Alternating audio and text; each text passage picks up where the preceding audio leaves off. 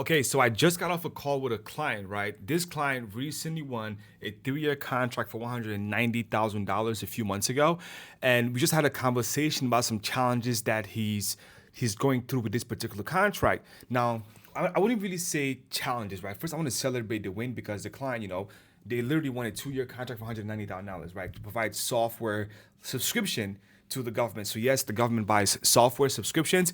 Now I put some notes on my computer so I can read the notes and stay on topic because I do have a meeting coming up literally in a few minutes. So I want to quickly knock this video out right here and give you guys some value. Okay. First, obviously he won the contract. A $9,000 contract, phenomenal win for him. First, I want to talk about the power of recurring revenue in government contracting. Listen, a lot of you guys want to just sell products to the government, which is totally fine. You can definitely win contracts and sell products to the government. The problem with that is once you win the contract and deliver the products, you're back to the drawing board doing it again, right? Instead, I want you guys to really start focusing on recurring revenue. Recurring revenue is so important because every single month you know for a fact you're making this much money. Because if you don't have recurring revenue, every time you start the month, you're starting from zero. You're literally starting from zero. So let's say I make $50,000 this month, right, selling products to the government. And next month comes, I'm back to zero. I have to hustle again to make more money, right? And then next month come, I have to hustle again to make more money. And that's exactly what happened to my business when I first started because I was always doing these one-time payments. People pay me one time, I'll help them, grant them access to my software, to my program, to my courses, and then next month is back to ground zero. I'll make $200,000 in one month. Next month, back to zero. So recurring revenue is literally the lifeline of your business. If you're planning on even selling your business, they're gonna base the value of your business based on recurring revenue. So I want you guys to really start focusing on recurring revenue. So things like specifically service contracts, whether it's a software that you're selling to the government or you're doing facility maintenance services, like contracts where the government is going to need it every single month. Okay, please start focusing on recurring revenue because that's literally the gold mine. You have predictable income and long-term growth. Okay, so you want to seek opportunities that are literally going to be recurring revenue for your business. That way, you remove the pressure of having to perform next month. You can literally take a vacation, and next month, you still make the same amount of money because you have recurring revenue.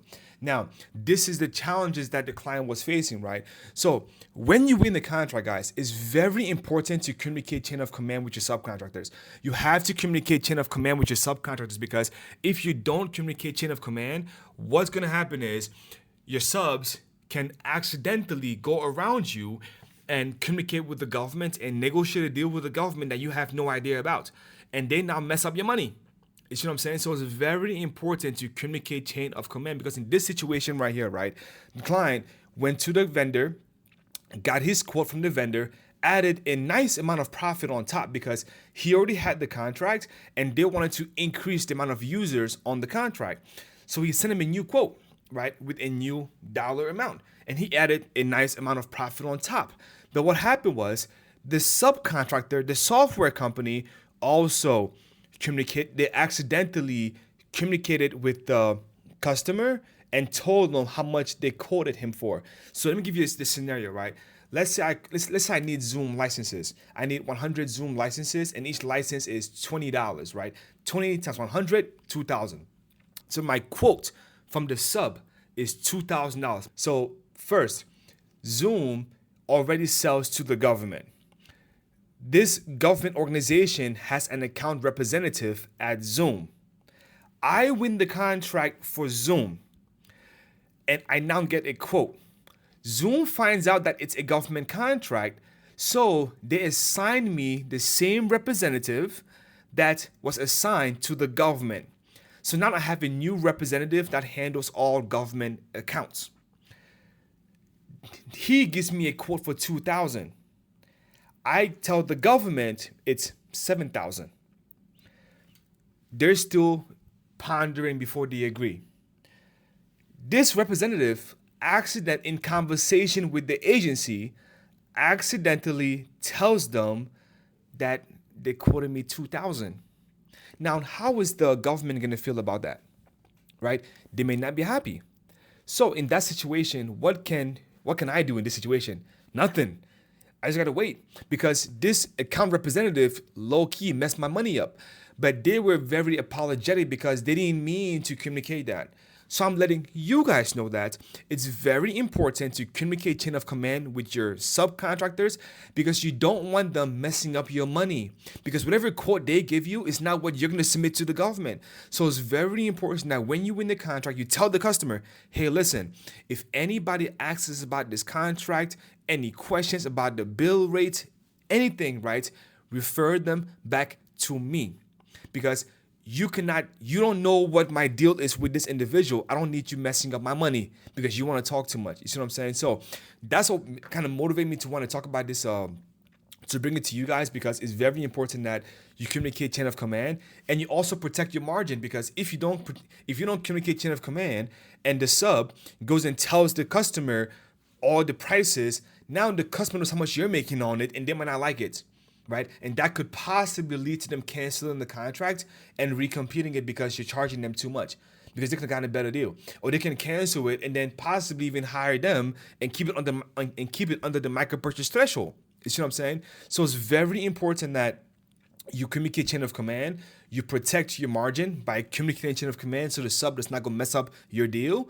And also, again, cash flow is very important, right? So with this particular contract right here, the thing is that when the customer started to figure out that it was the government, they started to mess up the deal a little bit, because at first he had a net 60. Now they said you got to pay the invoice immediately, right? Because they want to make it harder for him, I guess, right? So having cash flow protects you from that, because if you have to put money on your credit card to pay this bill, right? Now you know, okay, if I pay this bill today, I will keep getting money next month. You see what I'm saying? Your sub will invoice you, use your credit card to pay Zoom, and when you pay Zoom, you're gonna hold a balance on your credit card. When the government finally pays you, you pay your stuff off. So having credit cards is going to be very important, because if this individual did not have credit cards, he was not going to be able to pay the invoice to the sub while waiting for the government. So having credit cards is very important, because it also helps you with your cash flow. Because if hypothetically you win a product contract and you have to use your credit card to buy these products, well, then you have to wait for money. Your money is tied until the money comes back, right? But with a credit card, you can put on the credit card, get a line of credit, even leverage factoring services to get the capital you need to fulfill this contract. Because factoring companies, they love recurring contracts because it's predictable revenue, right? So a lot of you guys are going to be struggling to get capital when you're selling products, because who's going to, in their right mind, give you $300,000 to go buy a $300,000 machine and then hope that the government approves the machine? It's almost not guaranteed, because the government still has to accept that product, and then you have to wait to get paid. There's a lot of risk associated with factoring and getting funding for product contracts. It's significantly easier to get factoring or capital for reoccurring services, because the company that's giving you the money knows that if you deliver this service, you will get paid every single month. And for them, it's less risky than giving you a whole bunch of money up front to go buy the product and deliver. Think about it. They're giving you money up front. You're gonna use the money to go buy and then deliver. That's too much risk. Because what if you deliver and don't give them money back? Money gone. You see what I'm saying? But if it's a reoccurring contract, they're paying you based on service already rendered. So you deliver the services, they pay you, deliver the services, they pay you, and so on. You see what I'm saying? So reoccurring revenue is so much better than those one-time purchases, okay? So again, it's also very important to protect your margin and also communicate chain of command with your customers, right? And also, what else I want to add in here? Yeah, that's pretty much it. Okay, so that was literally the video. Again, I'm going to be very consistent on YouTube. And for me to be consistent on YouTube, I need to literally be able to automate these YouTube videos. So definitely subscribe, hit the notification bell, because literally during the day, as I'm going through my day, do my work, if I get inspiration from a conversation or a particular situation, I'm literally gonna turn my camera on like I did right now and record the video and upload the video, okay? So definitely tap in, subscribe to the channel, do all that stuff, like the video, and put your comments in the comments. Any questions you have, put them in the comments. I answer the questions as well. And if you wanna do a free trial of my software, link in the description below. Anyways, I got a call coming up. Let me get back to work. I'll see you on the next one. Come on.